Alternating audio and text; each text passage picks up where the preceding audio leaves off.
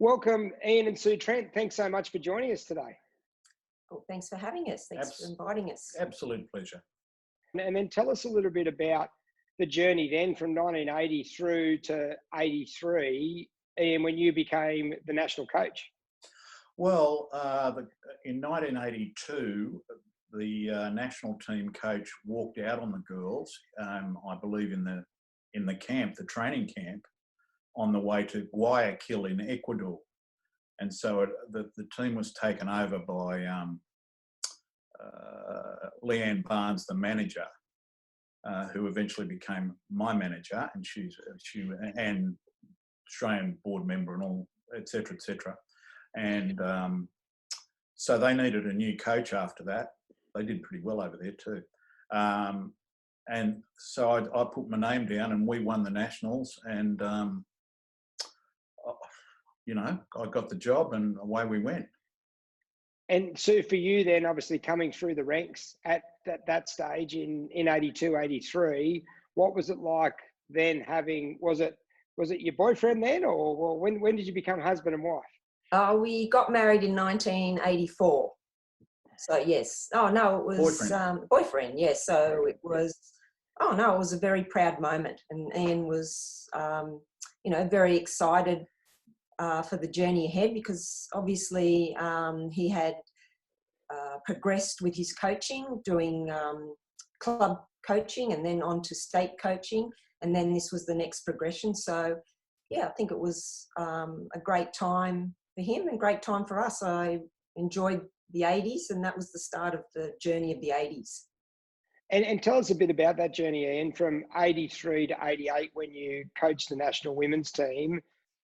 I believe a win-loss ratio of 75.4%. And I've done a bit of research, and there's only one Premier League coach that's ever had a better win ratio than that. Phil Jackson, the famous NBA coach, had a win ratio of 70%. Tell us a little bit about the journey and the professionalism that you installed in the program. I took over in 1983, and half the team didn't go to Canada to the World Cup from the previous year. So we had a sort of a mixed up team, and Leanne and I knew each other. We'd been to intervarsity water polo together, and but we were more acquaintances, and then we got to be very good friends and formed a good working relationship. And we tried to, make the program a professional program. In those days, it wasn't like today, where you could get the team for 3 months and just go hell for leather training full time and whatever. We used to have week-long training camps here, there, and everywhere down at the AIS and other venues. We had one up on the Gold Coast, which was great. And but the AIS, we used to go down there quite a bit, and so I had to run the program along with Leanne, basically from my office at 2GB at that stage. And I just contacted the players by phone a lot.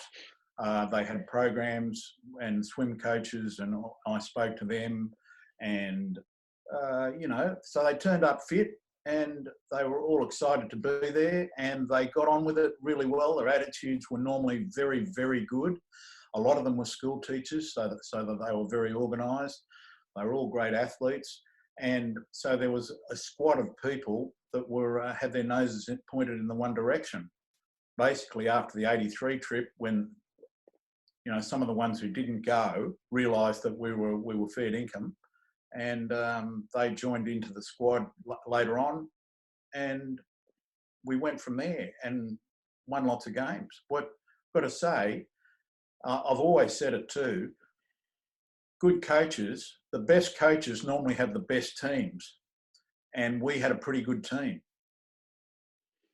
I think that's a good point to make. And then coming into 84, tell us a bit about that World Cup victory in 84 in Los Angeles, and probably the closest thing you got to being at an Olympic Games, with the Olympic Games being hosted in that city in 84.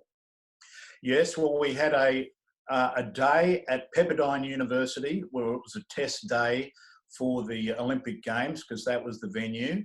And I remember I think we played New Zealand, and the United States played the Netherlands, and they had a crowd of about 6,000 there.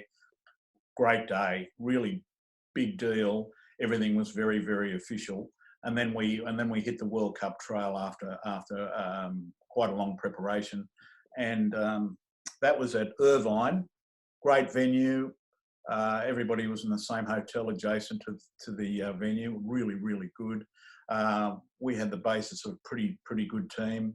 It was a really close competition, and we ended up playing very well and won. And unfortunately, in our training camp back here, our number 2 goalkeeper, Kerry Kane, she did a knee in, blew a knee up, and we took her along, and she actually played and she trained, and it's one of the bravest things I've ever seen in my life. But fortunately, we also had Katie McAdam, who ended up being just an absolute world-class goalkeeper. But the rest of the team played very well, and I think from memory, I don't think we lost. I think we might have had a draw with somebody, but I don't think we lost, and we ended up winning the tournament. It was a very high standard. It was good. Sue, for you, in that period, around that 84 to 86 period, coming through the ranks into the national team and the national squad, and having your husband then as the coach, was it a bit bittersweet when you see that the closest the women's got to an Olympic Games was the test event in LA? Yeah, well, I could see that progress was happening, but still a long way to go. But yes, it was very exciting when they won that tournament. Obviously, he had some young people in that team as well, not only some veterans, or not so much veterans, but ones coming through, but he also had some young people there. So everyone was striving to get to that pinnacle and hoping that, one day that would actually arrive, that we would actually get water polo in the Olympics. So it was a lot of hope. There was a lot of hope there. So we're talking about the 80s, Grant, and manager Leanne Barnes. She was already politicking with people like Thea DeWitt and Sandy Nieder from the United States, and a whole bunch of other people internationally. So that was 15, 16 years before 2000. And they were talking about it then and pushing and shoving. So it was a long-term project, and Leanne was right at the start of it. Yes, she was very much so. Yeah, we interviewed Leanne in the 2000, the Sydney 2000 series, and it's amazing the journey that she went on. And as you said, it went for years and years to get that success, which obviously didn't happen until the mid to late 90s to get into Sydney 2000. Tell us a bit about winning the World Championships in Madrid in '86. Well, that was sort of our Olympics in those days, and it was the first official World Championship for women, and we had a few camps. That one on the Gold Coast was memorable. We had a couple in Canberra, but as I said, our camps then were a lot shorter, a lot sharper, and everybody was expected to really take it all in, and they did, because that's what you had to do. And then we went on a European tour to Germany, the Netherlands, went to Paris, played some games against Canada there. We also went to Barcelona, trained there.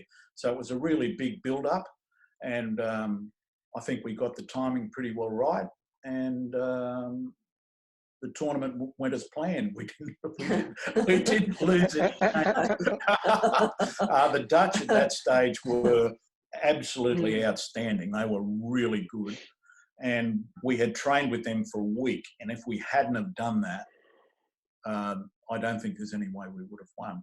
But we did, and we improved dramatically from day 1 to day 7, and that was the key to the whole deal. But we played the Canadians and we played the Germans and trained by ourselves, and basically gave the girls a good time as well. They had a really great time on that tour, and the tournament went as planned. And Sue, for you, being on that squad for '86 and also having 50 caps yourself for Australia, What was it like to share that journey with your husband? Oh, no, it was really good. I mean, I feel very fortunate that I was able to do that. You know, not everyone can have that experience with their partner.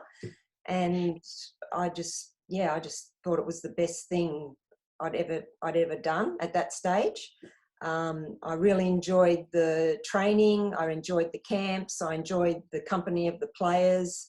And Leanne did a fantastic job with the organisation. You know, the organisation that went into it, catching trains, catching buses, accommodation.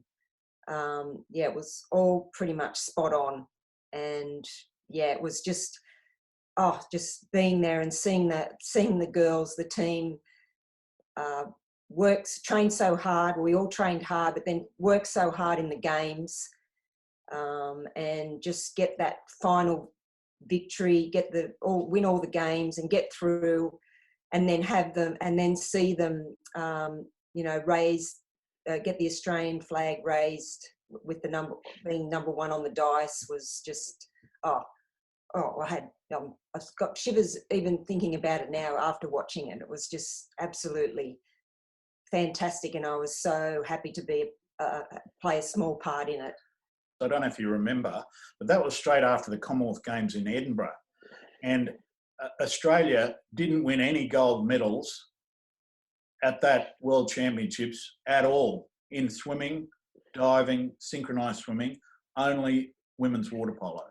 That was it. We had, I think Duncan Armstrong got a third and somebody else got a third. So our achievement there was really, it was big. It was a big deal back here.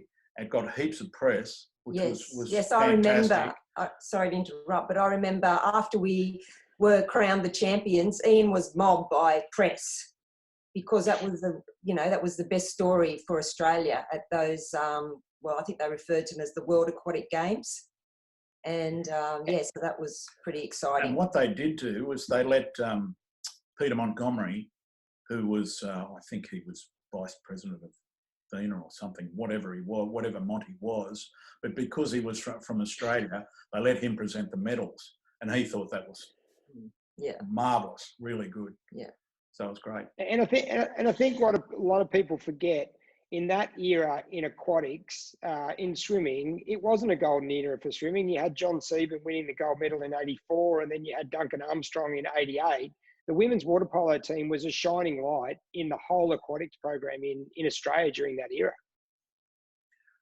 Was pretty much. Yep. Like we say, we didn't lose too much. We got great press, and I felt we were reasonably professionally run, as much as we could be, and terrific team. Everybody had their noses pointed in the one direction, and accordingly, the press in particular, I was surprised, but agreeably surprised that the press came on with it, because I was part of it, the press.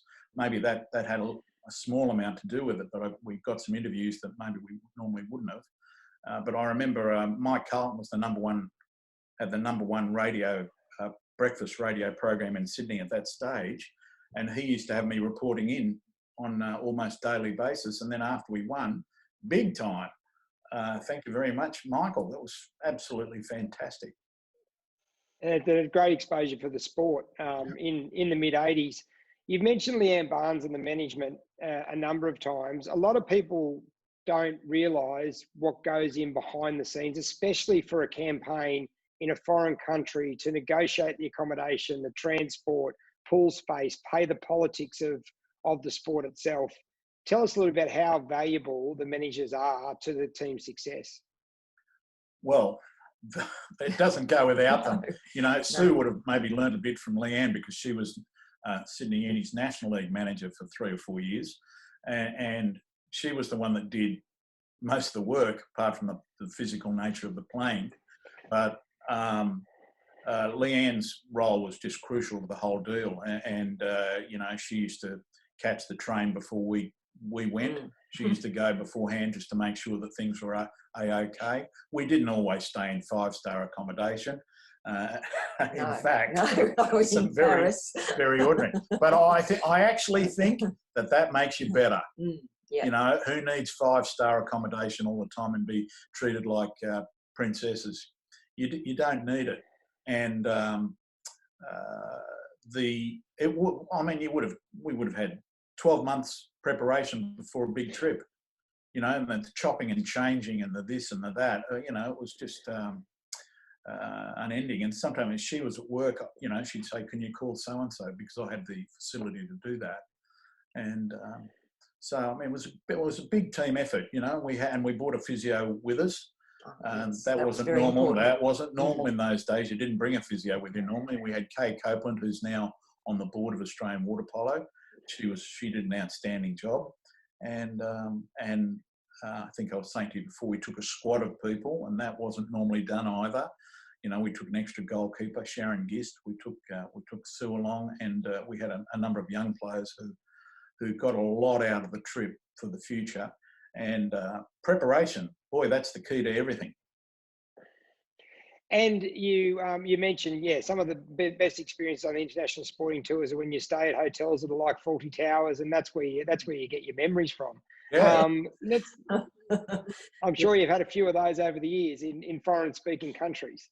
Oh, look, I can tell you the one that stands out is we stayed in Paris. Everybody was, we stayed in this beautiful place at Zeist at their national training centre at Amersfoort in Holland. But then we took the train down to Paris, and everyone was very excited about being in Gay Paris. And we went to this, what would you call it, a YMCA or it was something, it was called Club UNESCO. And everyone thought, oh, Club UNESCO, that'll be great, really good, you know. Well, I can tell you, it would have been 1.5 stars maybe, right? 1.5 stars, and very, very, very ordinary place.